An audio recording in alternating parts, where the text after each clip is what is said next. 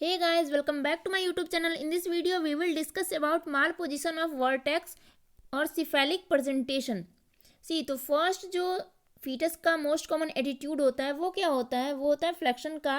And most common presentation होता है cephalic. Most common जो प्रेजेंटिंग पार्ट होता है वो होता है वर्टेक्स. एंड जो डिनोमिनेटर होता है मोस्ट कॉमनली वो होता है occiput. Okay. Most common position of vertex होता है लेफ्ट ऑसिपिटो ट्रांसवर्स, ये 40% केसेस में होता है. एंड देन होता है लेफ्ट ऑसिपिटो एंटेरियर. एंड जो मोस्ट कॉमन माल प्रेजेंटेशन होता है वर्टेक्स का वो होता है right occipito posterior. So first see normal delivery में जो होता है, जो फीटस जो होता है ना, वो फ्लेक्स्ड एटीट्यूड में फ्लेक्शन के साथ में पेल्विस में इंटर करता है. देन होता है उसका एंगेजमेंट, फिर डिसेंट होता है, फिर सिर्फ फ्लेक्शन ऑफ द हेड होता है. एंड देन होता है internal rotation of the head. Means head जो है वो इंटरनली रोटेट कर जाता है. एंड उसके बाद delivery of the head by extension. Extension से हेड का डिलीवरी होती है. फिर बेबी क्या करता है ना कि इंटरनल रोटेशन को करेक्ट करता है बाय द रेस्टिट्यूशन और एक्सटर्नल रोटेशन से. एंड वो क्या करता है ना कि उसके लिए शोल्डर को occurs as result of internal rotation of shoulder. Mean shoulder को इंटरनली रोटेट करता है. देन क्या होता है कि जो डाउनवर्ड ट्रैक्शन करते हैं, डाउनवर्ड ट्रैक्शन से एंटीरियर शोल्डर डिलीवर होता है. एंड देन अपवर्ड ट्रैक्शन से पोस्टीरियर शोल्डर डिलीवर होता है. सो इन सारे नॉर्मल कार्डिनल मूवमेंट्स को मैंने प्रीवियस वीडियो में डिस्कस किया है. सो आप वहाँ पे जाके आप देख सकते हो डिटेल में. So now let's start with the most common mall position right occipito posterior. जो राइट ऑसिपिटो पोस्टीरियर है वो मोस्ट कॉमन माल प्रेजेंटेशन है. आप देख सकते हो ये राइट साइड है फीमेल की और ये लेफ्ट साइड है. एंड ये ऑसिपुट पोस्टीरियर है. ओके.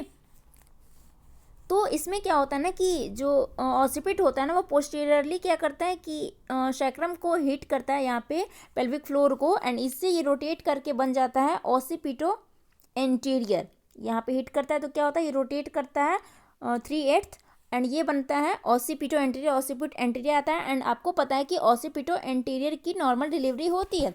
सो 80% बिकम्स ऑसिपिटो एंटीरियर. 80% जो होता है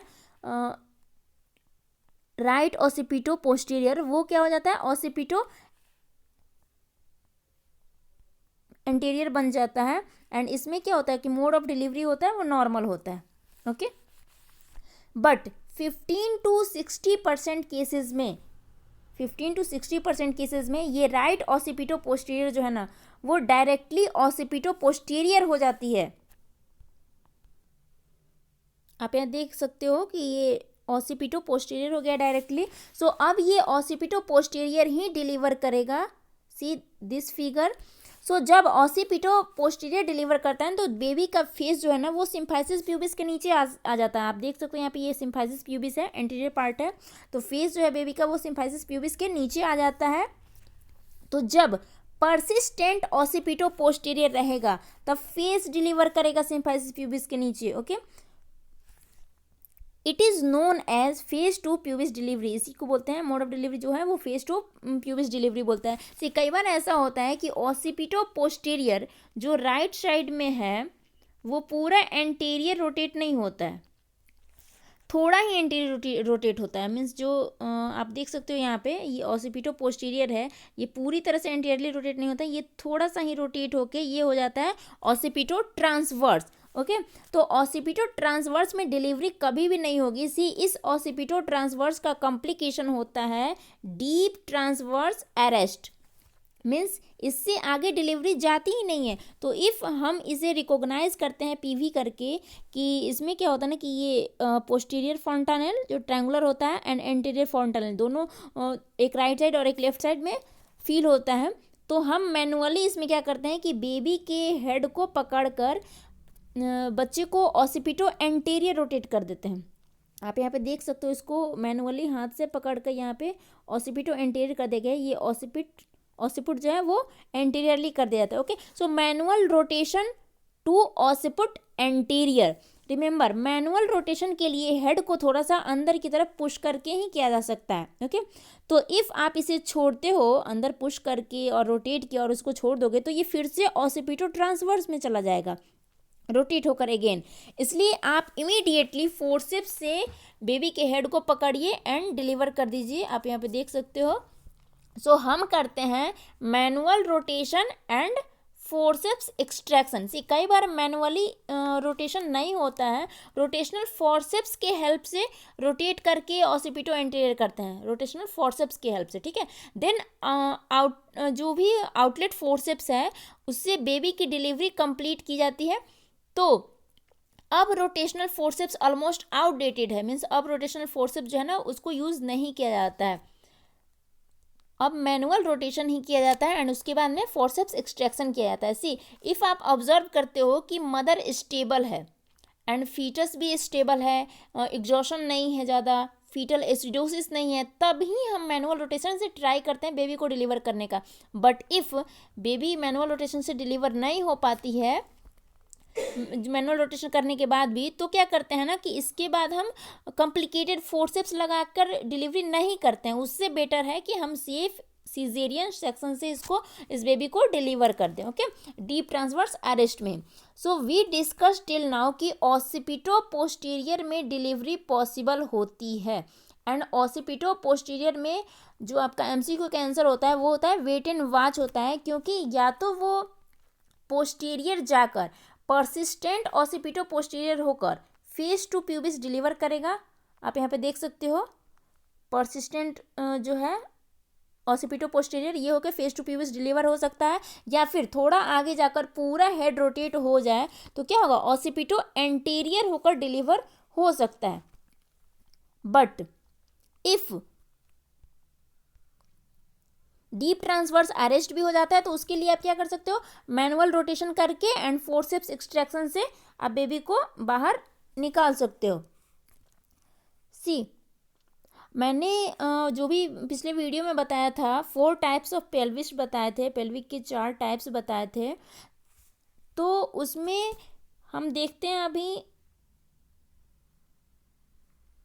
एंड्रॉयड एंड एंथ्रोपॉयड पेल्विस को, ठीक है। तो ये क्या होता है, तो ये जो 2 टाइप्स के पेल्विस है ना जिनमें ऑसिपिटो पोस्टीरियर देखा जाता है, आप यहाँ पे देख सकते हो ये ऑसिपिटो पोस्टीरियर है,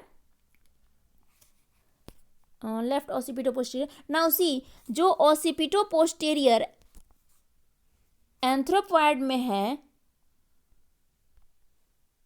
सी मैं यहाँ एक बेबी का हेड एरो से इंडिकेट कर रही हूँ, तो ये है ऑसिपिटो पोस्टीरियर में, यहाँ पे हेड है, तो बेबी का हेड ऐसा होता है एंथ्रोपॉयड में। तो साइडवास जो है ना, इसमें साइडवास जो है वो स्ट्रेट होती हैं, ओके, बट जो कैविटी है ना वो ओवल होती है।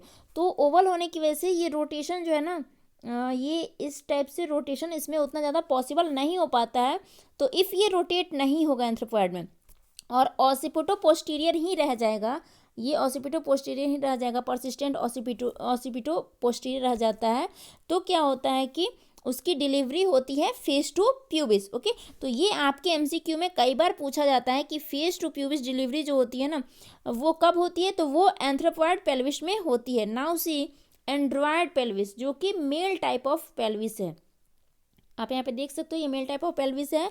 इसमें क्या होता है ना कि पोस्टीरियरली तो स्पेस होता है, पोस्टीरियरली जो है वो स्पेस है, बट जो एंटीरियरली होता है ना वो थोड़ा सा ये नैरो हो जाती है। ओके, तो ये एक हार्ट शेपेड पेल्विस है, इसमें साइडवाइज जो है ना वो थोड़ा सा रोटेशन पॉसिबल होता है, बट ये बेबी जो है ना अगर इसमें ऑसिपिटो पोस्टीरियर से ऑसिपिटो ट्रांसवर्स हो जाता है, यहाँ पे जो बेबी है ऑसिपिटो पोस्टीरियर अगर इस पेल्विस में है ये ऑसिपिटो पोस्टीरियर, तो ये ऑसिपिटो ट्रांसवर्स हो जाएगा, थोड़ा सा तो टर्न होके ऑसिपिटो ट्रांसवर्स हो जाएगा, बट इसके बाद जो है ना ये आगे की ये रोटेशन नहीं हो पाती है। ओके, क्योंकि यहाँ पे नैरो है, एंटीरियरली जो है पेल्विस एंड्रॉयड पेल्विस वो क्या है एंटीरियरली नैरो है, इसलिए ये वाला जो रोटेशन है ये नहीं हो पाता है। सो ये रह जाता है डीप ट्रांसवर्स, यहाँ पे हो जाता है deep transverse arrest. And deep transverse arrest का मैं मैनेजमेंट बता चुकी हूँ कि इसमें क्या होता है कि मैनुअल रोटेशन करते हैं एंड फोर्सेप्स एक्सट्रैक्शन करते हैं, या फिर हम सिजेरियन सेक्शन से डिलीवर कर देते हैं। एंड ये डीप ट्रांसवर्स अरेस्ट देखा जाता है एंड्रॉयड पेल्विस में। ओके, तो ये भी आपके एग्जाम में क्वेश्चन पूछा जाता है।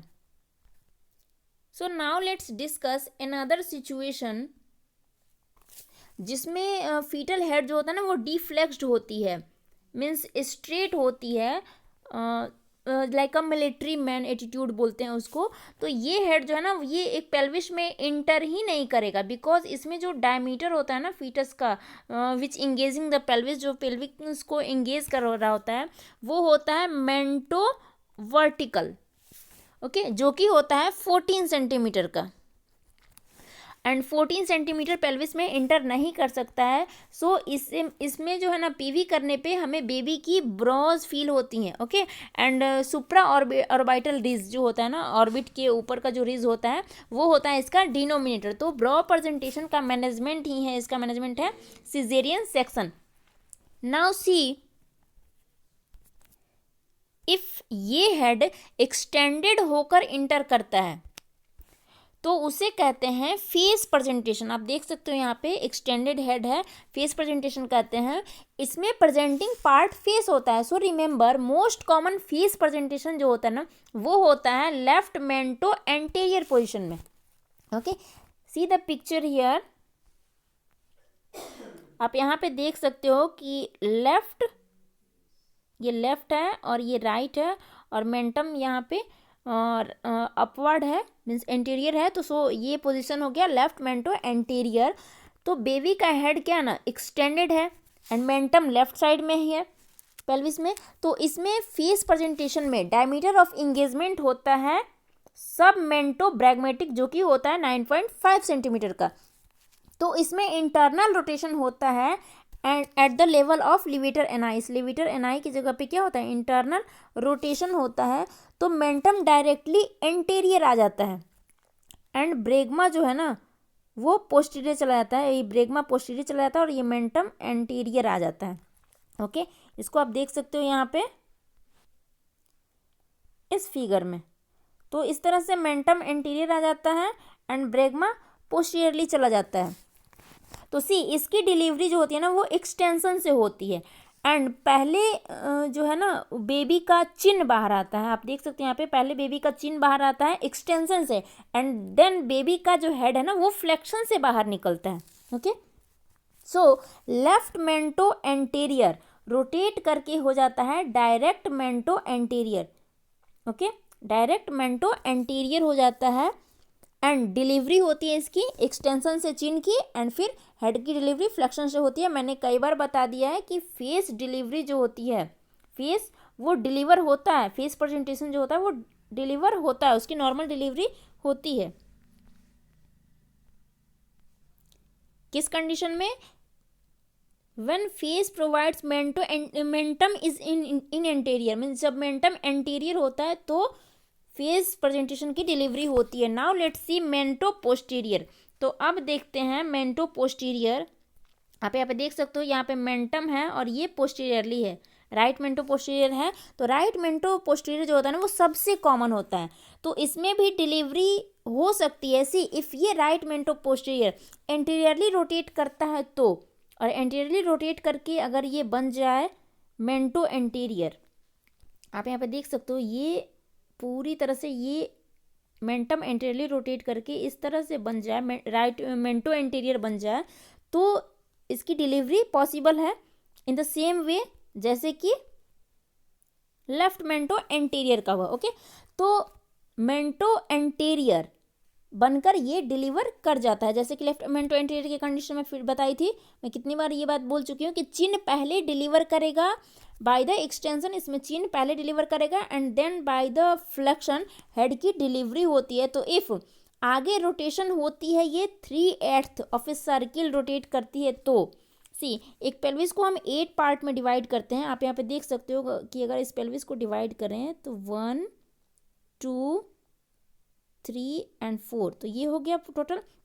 तो यहाँ पे है मेंटम। ओके, तो यहाँ से 1 पार्ट 2 पार्ट और 3 पार्ट, 3 पार्ट जब ये मूव करेगा 1 2 और 3, तो ये 3 मूव करेगा, 3/8 जो है वो मूव करेगा ना, तो ये हो जाएगा मेंटो एंटीरियर, और तभी इसकी डिलीवरी पॉसिबल है।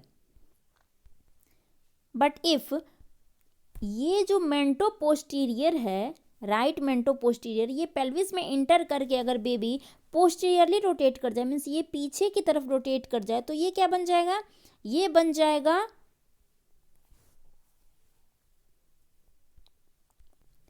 मेंटो पोस्टीरियर। तो आप यहाँ पे देख सकते हो इस फिगर में कि यहाँ पे मेंटो पोस्टीरियर हो गया है, मेंटम जो है ये पोस्टीरियरली है।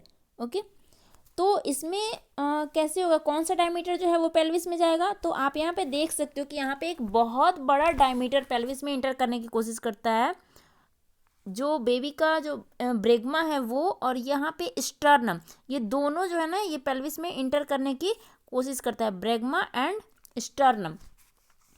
तो इस केसेस में क्या होगा, जो डायमीटर ऑफ इंगेजमेंट है वो हो जाएगा स्टर्नोब्रैगमेटिक। ओके, और आपको पता होना चाहिए कि स्टर्नोब्रैगमेटिक जो डायमीटर है वो कभी भी पेल्विस में इंटर नहीं कर पाएगा। सो इफ मेंटो पोस्टीरियर आगे की तरफ रोटेट करता है, अगर ये राइट मेंटो पोस्टीरियर अगर आगे की तरफ रोटेट करता है तो ये डिलीवर करेगा, आगे करता है रोटेट तो ओके, आगे रोटेट करके मेंटो एंटीरियर बन जाता है। तो बट ये इफ पीछे रोटेट करके मेंटो पोस्टीरियर बन जाता है तो ये जो डिलीवरी होगी इसकी पॉसिबल नहीं है, क्योंकि इसमें इंगेजिंग डायमीटर स्टर्नोब्रैगमेटिक डायमीटर हो जाता है, जो कि होता है 17.5 सेंटीमीटर का। ओके, सो डायरेक्ट मेंटो पोस्टीरियर हो जाए, अगर ये डायरेक्ट मेंटो पोस्टीरियर हो जाए तो हमें करना पड़ेगा caesarean section. Okay, now see face presentation. एक फ्लैट पेल्विस में, एक प्लेटिप्लॉयड पेल्विस में देखा जाता है। ओके, तो इसमें मैंने बताया कि हेड जो होता है ना वो क्या होता है, मेंटो पोस्टीरियर हो जाता है, तो वो फेवरेबली आगे को रोटेट करके डिलीवर कर सकता है।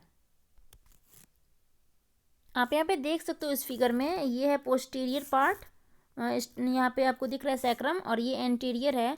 तो यहाँ पे अगर जो मेंटम है वो पोस्टीरियरली है, तो ये आगे की तरफ अगर रोटेट करता है तो वो डिलीवर कर सकता है। बट इफ़ ये पोस्टीरियरली रोटेट कर जाए तो इसमें क्या होगा, जब हेड पोस्टीरियरली रोटेट कर जाता है मेंटम बेबी का, तो उसमें जो इंगेजिंग डायमीटर है ना वो स्टर्नोब्रैगमेटिक हो जाएगा, एंड वो होता है 17.5 सेंटीमीटर का, सो वो डिलीवर नहीं करता है। ओके, तो फिर हमें सिजेरियन सेक्शन करना पड़ता है।